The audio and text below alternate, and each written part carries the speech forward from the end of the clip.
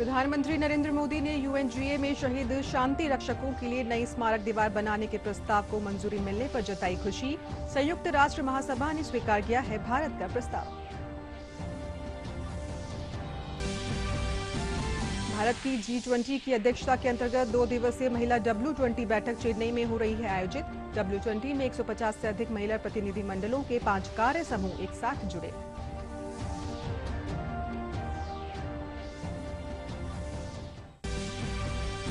भीषण चक्रवाती तूफान बिपरजॉय के आज शाम 4 बजे के बाद गुजरात के जखाऊ बंदरगाह से टकराने की आशंका। भीषण रूप ले सकता है बिपरजॉय तूफान।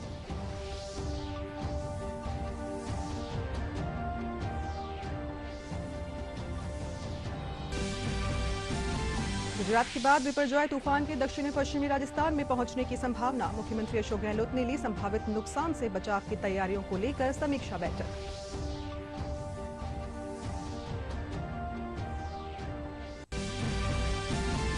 और राजस्थान में भी दिखेगा बिपरजॉय का असर। 16 जून को दक्षिणी पश्चिमी राजस्थान में पहुंचने की संभावना।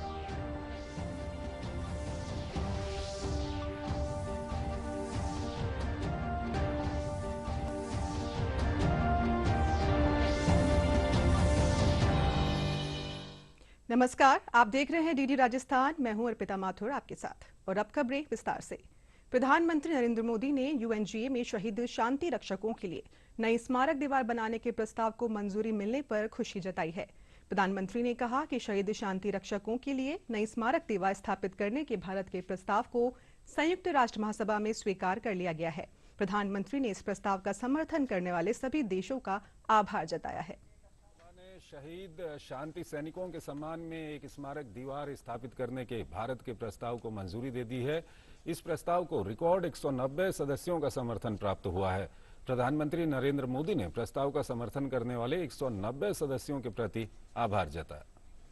प्रधानमंत्री नरेंद्र मोदी ने ट्वीट कर कहा, खुशी है कि भारत द्वारा शुरू किए गए शहीद शांति सैनिकों के सम्मान में एक स्मारक दीवार स्थापित करने के प्रस्ताव को संयुक्त राष्ट्र महासभा में अपनाया गया है।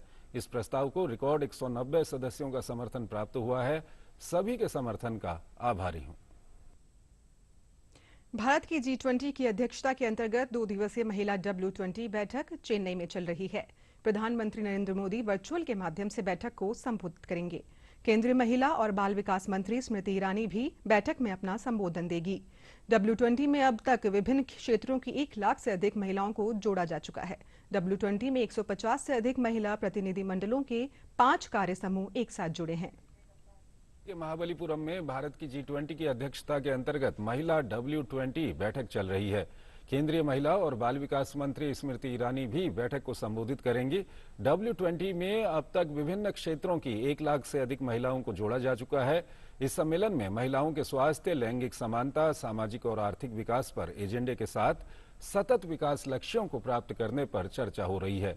सम्मेलन में प्रगति और पदोन्नति के रास्ते में आने वाली बाधाओं, व्यापार और निवेश के माध्यम से आर्थिक सशक्तिकरण और सक्षम देखभाल, अर्थव्यवस्था के लिए सेवाओं और बुनियादी ढांचे में निवेश जैसे विषयों पर सत्रों का आयोजन किया गया है।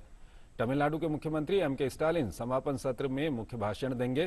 प्रतिनिधियों को 17 जून को राज्य पर्यटन विभाग द्वारा यूनेस्को विरासत स्थलों के भ्रमण के लिए ले जाया जाएगा। भीषण चक्रवाती तूफान बिपरजॉय के आज शाम 4 बजे के बाद गुजरात के जखाऊ बंदरगाह से टकराने की आशंका है। मौसम विभाग के अनुसार गुजरात के तटवर्ती क्षेत्र से टकराने के समय यह तूफान भीषण रूप ले सकता है। इस दौरान 125 से 135 किलोमीटर प्रति घंटे की तेज रफ्तार से हवा चल सकती है। इसकी गति 150 किलोमीटर तक पहुंचने की आशंका है। तूफान के खतरे को देखते हुए गुजरात के तटवर्ती क्षेत्रों और उससे सटे उत्तरी अरब सागर क्षेत्र में मछली पकड़ने की गतिविधियों पर 18 जून तक प्रतिबंध लगा दिया गया है। गुजरात में भीषण रूप लेने के बाद तूफान का असर दक्षिणी राजस्थान में भी नजर आने की संभावना है। अति प्रचंड चक्रवाती तूफान बिपरजॉय के आज शाम गुजरात तट से टकराने की संभावना है। मौसम विभाग के अनुसार गुजरात के तटवर्ती क्षेत्र से टकराने के समय ये तूफान भीषण रूप ले सकता है। इस दौरान 125 से 135 किलोमीटर प्रति घंटे की तेज रफ्तार से हवा चल सकती है। इसकी गति 150 किलोमीटर तक पहुंचने की आशंका है। समुद्र में 2 से 3 मीटर ऊंची लहरें उठ सकती हैं, जिससे कच्छ, देवभूमि द्वारका, पोरबंदर, जामनगर और मोरबी जिलों के निचले इलाकों में बाढ़ आ सकती है। इन जिलों में कई स्थानों पर 3 से 6 मीटर ऊंची लहरें उठ सकती हैं। तूफान के खतरे को देखते हुए गुजरात के तटवर्ती क्षेत्रों और उससे सटे उत्तरी अरब सागर क्षेत्र में मछली पकड़ने की गतिविधियों पर 14 जून से 18 जून तक प्रतिबंध लगा दिया गया है। अहमदाबाद के मौसम विज्ञान विभाग ने कहा है कि तूफान के प्रभाव से आज उत्तरी गुजरात के बनासकांठा, साबरकांठा और पाटन जैसे जिलों में भारी बारिश हो सकती है। गुजरात के बाद दक्षिण राजस्थान में तूफान का असर दिखेगा। और इस सब के बीच बिपरजॉय से निपटने में नागरिक प्रशासन की हर संभव सहायता के लिए एनडीआरएफ और सेना समेत तमाम एजेंसियां पूरी तरह से तत्पर हैं। गुजरात के विभिन्न जिलों से 47,000 से अधिक लोगों को सुरक्षित स्थानों पर पहुंचाया गया है। रेलवे ने एहतियातन 69 ट्रेन रद्द की हैं। स्वास्थ्य मंत्री मनसुख मांडविया ने कल भुज में वायुसेना अड्डे का दौरा किया और बचाव व राहत अभियान के लिए वायुसेना की तैयारियों का जायजा लिया। मुख्यमंत्री अशोक गहलोत ने बिपरजॉय तूफान से संभावित नुकसान से बचाव के लिए तैयारियों की समीक्षा बैठक ली। बैठक में मौसम विभाग के अधिकारियों ने बताया कि बिपरजॉय तूफान 16 जून को दक्षिणी पश्चिमी राजस्थान में पहुंचने की संभावना है। 16 और 17 जून को जोधपुर एवं उदयपुर संभागों में तेज वर्षा के साथ आंधी और तूफान की संभावना है। मुख्यमंत्री ने कहा कि जिन जिलों के प्रभावित होने की संभावना है वहां आम जन के बचाव और राहत के लिए जिला प्रशासन मुस्तैद रहे। इन जिलों में एसडीआरएफ, नागरिक सुरक्षा, स्वयं सेवक और आपदा मित्र को शामिल कर जिला आपदा प्रबंधन प्राधिकरण की बैठक की जाए। गुजरात के कच्छ क्षेत्र में चक्रवाती तूफान के टकराव के बाद आगामी 2 दिनों में राजस्थान के पाली, जालौर, सिरोही, बाड़मेर सहित 8 जिलों में भारी और अति भारी बारिश होने की संभावना को देखते हुए मौसम विभाग और आपदा प्रबंधन विभाग मुस्तैद हो गया है। किसी प्रकार की जनहानि नहीं हो उसकी तैयारी पूरी करते हुए जिला मुख्यालय और प्रत्येक उपखंड कार्यालय पर कंट्रोल रूम स्थापित किए गए हैं। जिला कलेक्टर नमित मेहता ने सोजत उपखंड कार्यालय से वीडियो कॉन्फ्रेंसिंग के द्वारा सभी विभागों के अधिकारियों को निर्देशित किया है।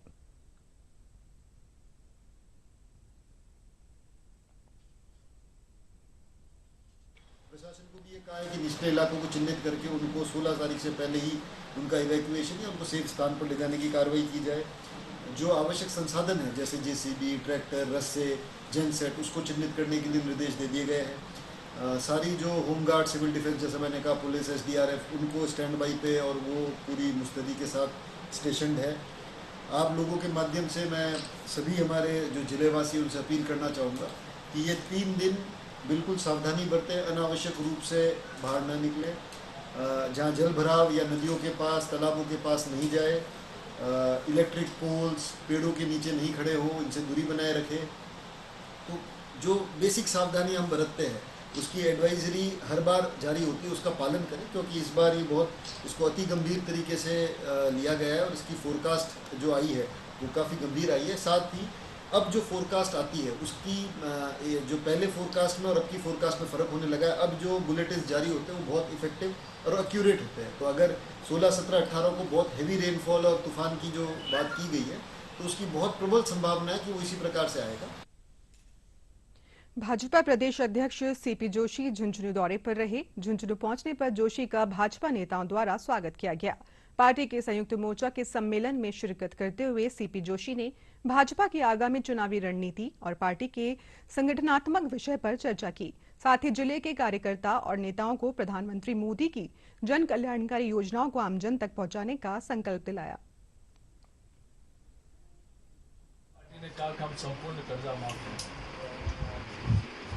हम युवाओं को बेरोजगारी भत्ता देंगे, ऐसा गुमराह किया गया। हम 10 दिन में नहीं हुआ तो मुख्यमंत्री बदल देंगे। जनता ने कहा कि ठीक है, कोई अच्छा होगा, किसानों का भला होगा, संपूर्ण कर्जा माफ होगा। लेकिन हर वर्ग तुष्टीकरण चरम पर है, इसलिए हर तबके ने, हर क्षेत्र ने ये मन बना लिया है, कमर कस ली है कि इस धोखेबाज सरकार को, इस महाभ्रष्ट सरकार को राजस्थान से हमेशा के लिए हटाना है। भारतीय जनता पार्टी तो नैतिकता के आधार पर जनता की बात करती है, लेकिन कांग्रेस पार्टी के अनेक विधायक और मंत्री आप कहते हैं इससे महाभ्रष्ट सरकार आता है, जहाँ 50% पैसा दो तो फायदा नहीं। बिजली के दाम एक नहीं अनेक बार बढ़ा दिए। आज इसीलिए लोग कहते हैं कि सबसे महंगा पेट्रोल राजस्थान में, सबसे महंगी बिजली राजस्थान में, सबसे महंगा डीजल राजस्थान में, सबसे ज़्यादा व्हीकल टैक्स राजस्थान में है, सबसे ज़्यादा पेपर लीक कहीं हो रहे हैं राजस्थान में हो रहे हैं, साइबर क्राइम पूरे देश भर में सबसे ज़्यादा कहीं हो रहा है, राजस्थान में दलितों पर अत्याचार सबसे ज़्यादा है, महिला और बच्चों पर अत्याचार, दुराचार, बलात्कार कहीं न कहीं राजस्थान में। एक गौरवशाली इतिहास वाला राजस्थान जहाँ कहाँ से कहाँ ला गया और अभी तक की सबसे महाभ्रष्ट सरकार का तमगा जिसके ऊपर लगा। दौसा में आयोजित हुई फुटबॉल प्रतियोगिता का समापन समारोह आयोजित हुआ। इस दौरान नेपाल और हरियाणा के बीच फाइनल मैच खेला गया। निर्धारित समय तक दोनों टीम ने 1-1 से बराबरी की। मैच में हरियाणा की टीम 4-2 से विजयी रही। फाइनल मैच के बाद विजेता और उप विजेता टीम को पुरस्कृत किया गया। इस दौरान दौसा के जिला कलेक्टर कमर चौधरी ने विजेता और उप विजेता टीम को ट्रॉफी और पारितोषिक वितरित किए।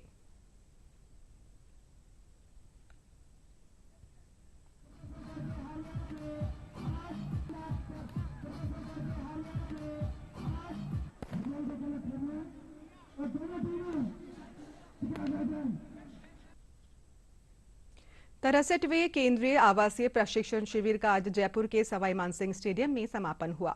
शिविर में विभिन्न खेल स्पर्धाओं में खिलाड़ियों को प्रशिक्षण दिया गया, जिससे वे राज्य और राष्ट्रीय स्तर पर बेहतरीन प्रदर्शन कर सकें।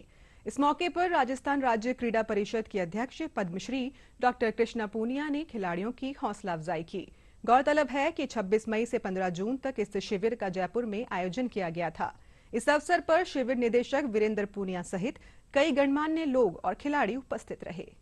उनको हमने जो उन्नत हमारी जो ट्रेनिंग है उसके बारे में और जो मेथड्स रहते हैं ट्रेनिंग के वो यहाँ से सीख के गए हैं और जो इनकी ट्रेनिंग में बहुत महत्वपूर्ण रहेंगे। बहुत सारी ऐसी चीज़ें होती हैं जो बच्चे इग्नोर कर देते हैं क्योंकि बालमन होता है, तो वो चीज़ें इन सबको सिखाई गई हैं जो इनके खेल में सुधार करने के लिए बहुत महत्वपूर्ण रहेंगी।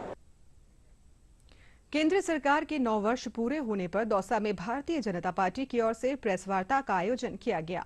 राज्यसभा सांसद राजेंद्र गहलोत और पूर्व सांसद आर.के. वर्मा ने केंद्र सरकार की उपलब्धियों को गिनाया, साथ ही राजस्थान की कांग्रेस सरकार पर भी आरोप लगाए।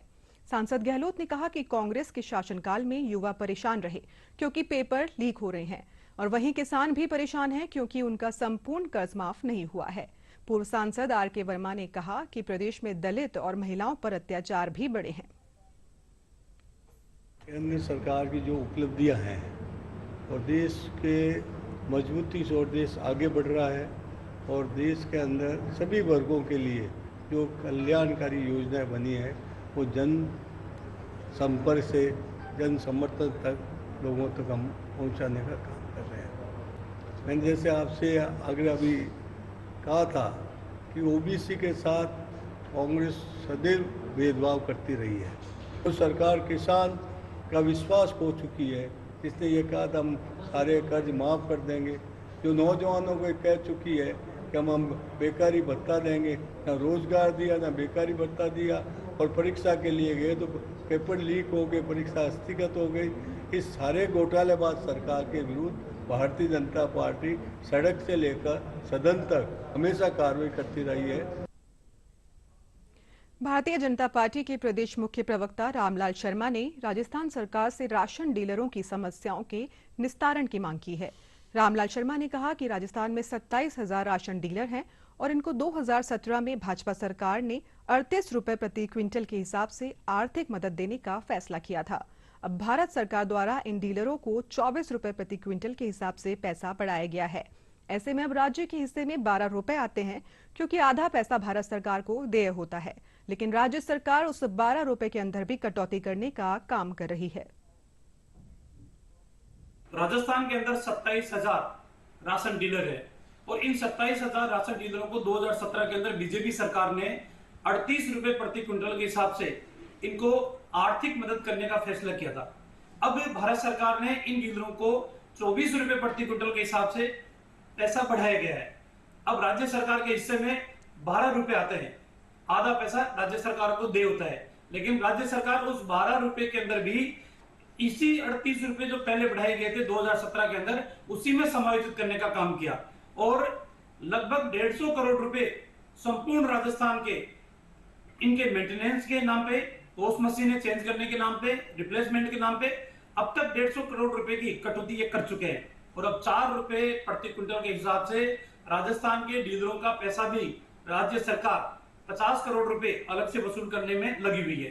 आज संपूर्ण राजस्थान के राशन डीलर जिनके साथ राज्य के मंत्री ने इनके धरने के ऊपर जाके आश्वस्त किया था कि हम आपका मानदेय बढ़ाने का काम करेंगे, मानदेय देने का काम करेंगे, तो मानदेय देने की बात तो दूर रही, अब इनको जो भारत सरकार पैसा दे रही थी उसमें भी कटौती करने का काम करिए।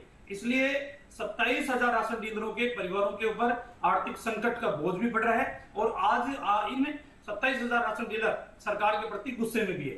सरकार को चाहिए कि इनके डेलीगेशन को बुलाकर इनकी समस्याओं का समाधान करने का काम करें। रक्तदान दिवस के मौके पर अंतर्राष्ट्रीय सीमा पर तैनात सीमा सुरक्षा बल के जवानों ने भी आज रक्तदान किया। जैसलमेर में विश्व रक्तदाता दिवस के मौके पर बल के 191वीं बटालियन के कैंपस में रक्तदान शिविर का आयोजन किया गया, जिसमें महिला और पुरुष जवानों और अधिकारियों ने रक्तदान के लिए बढ़ चढ़कर हिस्सा लिया। शिविर का उत्तर क्षेत्र कमांडर लोकेश कुमार, 191वीं कमांडेंट सीताराम बैरवा सहित डॉक्टर और अन्य जवानों ने निरीक्षण भी किया। प्रधानमंत्री नरेंद्र मोदी ने राजस्थान के दौसा में प्रधानमंत्री मातृ वंदना योजना को गोद भराई समारोह के रूप में मनाने की नई पहल की सराहना की है। उन्होंने ट्वीट कर कहा कि दौसा की ये अनूठी पहल प्रधानमंत्री मातृ वंदना योजना को एक नई ऊर्जा देने वाली है। पेश है एक रिपोर्ट।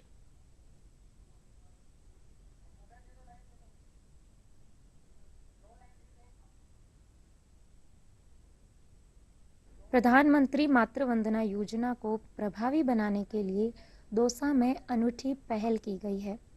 इस पहल के माध्यम से गर्भवती महिलाओं का गोद भराई कार्यक्रम आयोजित किया जाता है। इसमें गर्भ धारण करने वाली महिलाओं का सम्मान करने के साथ साथ उन्हें प्रधानमंत्री मातृ वंदना योजना की जानकारी भी दी जाती है। दौसा जिले के प्रत्येक आंगनवाड़ी केंद्र पर 7 माह की गर्भवती महिला का गोद भराई कार्यक्रम आयोजित किया जाता है। इन कार्यक्रमों से गर्भवती महिलाओं में आत्मविश्वास पैदा होता है। मेरे को हर महीने पोषण की सुविधा उपलब्ध है और मोदी जी ने जो योजना चला रखी है उसमें रजिस्ट्रेशन करवा रखा है, उससे मेरे को डिलीवरी के टाइम पे सुविधा उपलब्ध होती है और मैं मोदी जी का धन्यवाद करना चाहूँगी। मेरा बच्चा 10 महीने का हो गया है। इससे पहले 10 महीने पहले, वो साल भर पहले जब मेरी गोद भराई हुई थी तब से और अब तक मुझे काफ़ी अच्छा पोषाहार भी मिल रहा है, हर महीने उपलब्ध होता है और मैं भी स्वस्थ हूँ, मेरा बच्चा भी स्वस्थ है और अच्छा पोषण मिल रहा है हर बार। प्रधानमंत्री जी की बहुत अच्छी योजना है, इससे सबको ही बहुत अच्छा लाभ हुआ है। इस गोद भराई कार्यक्रम के तहत आंगनवाड़ी केंद्र की ओर से गर्भवती महिला को फूल माला पहनाई जाती है, उसे शगुन के रूप में पताशा खिलाकर मुंह मीठा कराया जाता है और नारियल भी दिया जाता है। साथ ही उसे मंगल तिलक लगाया जाता है। इस गोद भराई कार्यक्रम के दौरान आंगनवाड़ी केंद्र में मौजूद अन्य महिलाओं द्वारा मंगल गीत भी गाए जाते हैं।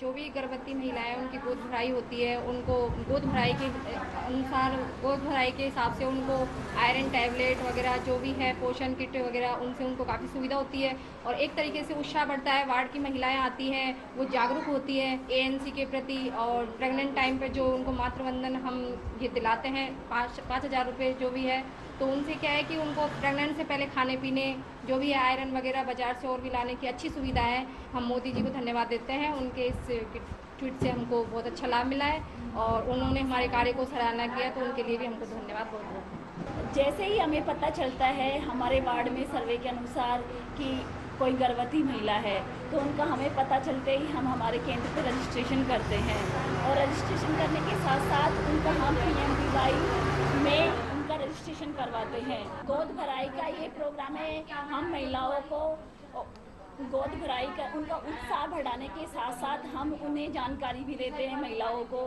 कि आपको संपूर्ण आहार खाना चाहिए, ये खाना चाहिए, टाइम टू टाइम आयरन की गोलियां खानी चाहिए, हरे पत्तेदार सब्जियां खानी चाहिए और अपने स्वास्थ्य का संपूर्ण ध्यान रखना चाहिए। दौसा जिले में गोद भराई कार्यक्रम की चारों ओर प्रशंसा की जा रही है। दौसा की इस अभिनव पहल की खुद प्रधानमंत्री नरेंद्र मोदी ने भी प्रशंसा की है। दौसा से बीजेपी के सांसद जसकौर मीणा ने ट्वीट करते हुए लिखा था कि प्रधानमंत्री मातृ वंदना योजना ने संपूर्ण भारत में असंख्य महिलाओं के जीवन को प्रभावित किया है। माननीय नरेंद्र मोदी जी के नेतृत्व में मातृ वंदन योजना एक ऐसी सक्षम योजना है, एक ऐसी योजना है जो प्रसव पूर्व और प्रसव पश्चात माताओं को सक्षम करने के लिए, माताओं के सम्मान के लिए, माताओं के स्वास्थ्य के लिए बहुत ही उपयोगी योजना है।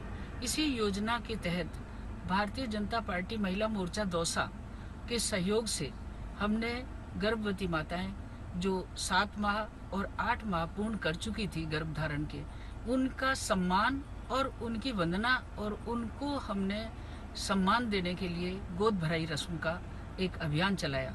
उस अभियान के तहत मैं अनुभव करती हूँ कि संपूर्ण भारत में यदि हम इस तरह से प्रसव पूर्ण और प्रसव पश्चात माताओं का पूर्ण ख्याल रखते हुए उन्हें अवेयर करें, उन्हें सावधान करें, उनके स्वास्थ्य के लिए और बच्चों के स्वास्थ्य के लिए, ताकि वे एक सही रूप में अपने जीवन को आगे बढ़ा सकें और स्वस्थ बच्चे को जन्म देते हुए स्वयं स्वस्थ रह सकें। प्रधानमंत्री मातृ वंदना योजना में इस अनूठी पहल ने दौसा जिले में गर्भवती महिलाओं के आत्मविश्वास को कई गुना कर दिया है। दौसा से संतोष शर्मा की रिपोर्ट।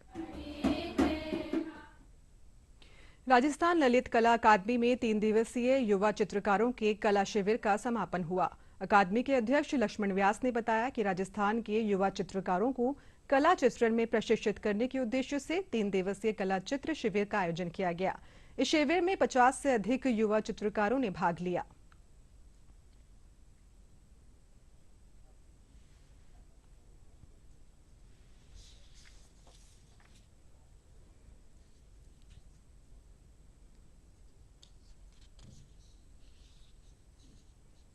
कि जितने भी आर्टिस्ट हैं उन सब का अपने इमेजिनेशन है, अपने थॉट्स हैं, डिफरेंट मटेरियल वो यूज़ कर रहे हैं, जिनको अपने सब्जेक्ट के हिसाब से जो मटेरियल सूट कर रहा है वो बना रहे हैं। तो इसमें कोई लिमिटेशन रखी नहीं गई है। इसकी खास बात ये है इस कैंप की कि इसमें ग्रामीण अंचलों के लोग काफ़ी ज़्यादा आए हैं और उन लोगों को टच करने की कोशिश की गई है जिन्होंने कभी किसी कैंप में भाग नहीं लिया ललित कला अकादमी में, ताकि वो प्रोत्साहित हो सकें, उनकी आर्ट ज़्यादा से ज़्यादा लोगों तक पहुँच सके। जोधपुर एम्स ने आमजन के लिए अपनी सुविधाओं को विस्तार देते हुए राजकीय सैटेलाइट अस्पताल प्रतापनगर में ओपीडी की शुरुआत की है। डॉक्टर ऋचा शर्मा ने बताया कि आमजन की सुविधाओं को देखते हुए एम्स जोधपुर ने सैटेलाइट अस्पताल प्रतापनगर में ओपीडी की शुरुआत की, जिसमें 12 डॉक्टर्स की टीम मरीजों की हर बीमारी का इलाज कर सकेगी। एम्स जोधपुर में आयुष की सुविधाएं 2017 से स्टार्ट हो चुकी थी। 2017 में आयुर्वेद और होम्योपैथी की ओपीडी से स्टार्ट किया गया था आयुष डिपार्टमेंट को, और जिसका विस्तार हो गया है। अभी 2022 में अगस्त में हमारे यहाँ पर आयुष के सभी सुविधाएं जैसे कि आयुर्वेदा, होम्योपैथी, यूनानी, सिद्ध और योग एंड नेचुरोपैथी, इस तरह की जो 5 स्ट्रीम होती हैं आयुष की, उन सब की general OPD, regular OPD AIIMS Jodhpur में हो रही है। साथ ही हमारे यहाँ पर आयुर्वेद में पंचकर्म सुविधाएं भी हैं और योग और मेडिटेशन की, एक्यूपंक्चर की सुविधाएं उपलब्ध हैं। साथ में सिद्ध में वर्मम चिकित्सा उपलब्ध है और रेगुलर हमारे यहाँ स्वर्ण प्राशन का कैंप आयोजित किया जाता है। इसके साथ साथ अब हम लोगों ने एम्स ने ही एक विस्तार और किया है कि हम लोग अपनी सुविधाएं बाहर भी दें। इसके रिगार्डिंग हमारे यहाँ से रेगुलर एक डॉक्टर आते हैं और यूएचटीसी जो प्रतापनगर का सेंटर है, जो कि कम्युनिटी विभाग के द्वारा चलाया जा रहा है। और अब खबर मौसम की, जहां बिपरजॉय तूफान की 16 जून को दक्षिणी पश्चिमी राजस्थान में पहुंचने की संभावना है। मौसम विभाग के अनुसार 16 और 17 जून को जोधपुर, उदयपुर संभाग में तेज वर्षा के साथ आंधी और तूफान का दौर चल सकता है। 16 जून को जैसलमेर, बाड़मेर, जालोर, जोधपुर के आसपास के क्षेत्रों तथा 17 जून को जोधपुर, उदयपुर, अजमेर के आसपास के क्षेत्रों में 60 से 70 किलोमीटर प्रति घंटे की गति से तेज हवाएं चलने की आशंका है। मौसम केंद्र जयपुर ने 16 जून को बाड़मेर, जालोर में अत्यधिक भारी बारिश, जैसलमेर, जोधपुर, पाली और सिरोही में बहुत भारी बारिश और बीकानेर, उदयपुर और राजसमंद में भारी बारिश की चेतावनी दी है। जून को दोपहर या शाम के समय से ही साउथ वेस्ट राजस्थान का जो हिस्सा, विशेष रूप से जो जोधपुर डिवीजन के इलाके हैं, वहाँ पे बारिश या थंडरस्टॉर्म के रूप में इसका असर दिखना शुरू हो जाएगा।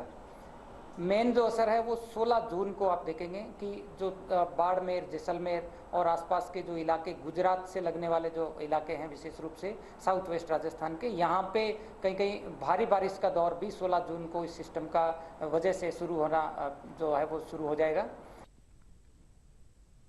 और अब अंत में मुख्य समाचार एक बार फिर। प्रधानमंत्री नरेंद्र मोदी ने यूएनजीए में शहीद शांति रक्षकों के लिए नई स्मारक दीवार बनाने के प्रस्ताव को मंजूरी मिलने पर जताई खुशी। संयुक्त राष्ट्र महासभा ने स्वीकार किया है भारत का प्रस्ताव। भारत की G20 की अध्यक्षता के अंतर्गत 2 दिवसीय महिला W20 बैठक चेन्नई में हो रही है आयोजित। W20 में 150 से अधिक महिला प्रतिनिधि मंडलों के 5 कार्य समूह एक साथ जुड़े।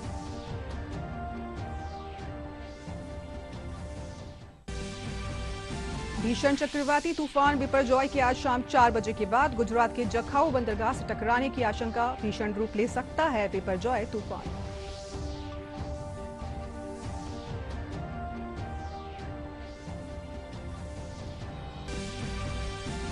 गुजरात के बाद बिपरजॉय तूफान के दक्षिणी पश्चिमी राजस्थान में पहुंचने की संभावना। मुख्यमंत्री अशोक गहलोत ने ली संभावित नुकसान से बचाव की तैयारियों को लेकर समीक्षा बैठक।